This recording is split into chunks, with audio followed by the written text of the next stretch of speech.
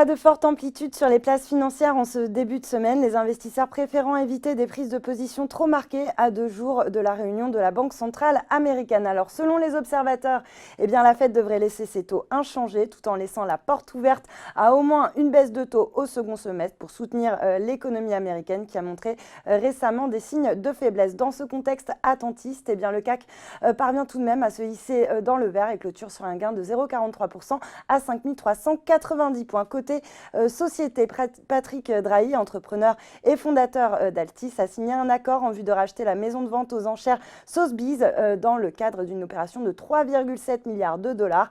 Altis donc propose de verser 57 dollars par titre aux actionnaires de Sotheby's qui sortiraient ainsi de la cote. Le titre qui bondit actuellement de 57%, environ 55,60 dollars, donc proche du prix proposé de 57 dollars. Et puis le secteur aérien, lui, est plombé par l'avertissement sur résultat de la compagnie allemande Lufthansa qui a baissé sa prévision de bénéfices pour 2019 en raison de la concurrence tarifaire des compagnies aériennes à bas coût en Europe. L'indice TOXX du secteur des transports perd de l'altitude tandis que Air France KLM est lanterne rouge sur le SBF 120. Et puis à l'inverse, Deutsche Bank s'est distingué dans le vert après un article du Financial Times qui évoque la création d'une bad bank et la réduction, voire même la fermeture des activités de trading aux États-Unis. À l'inverse, le secteur bancaire, lui, accuse le coup à Paris.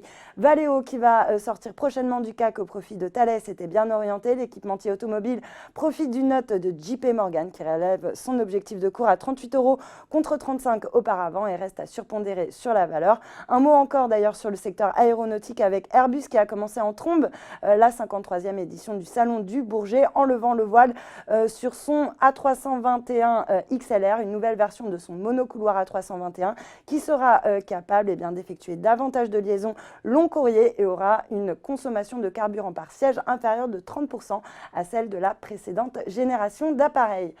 Voilà, c'est tout pour ce soir, mais n'oubliez pas toute l'actu éco et finance est sur Boursorama.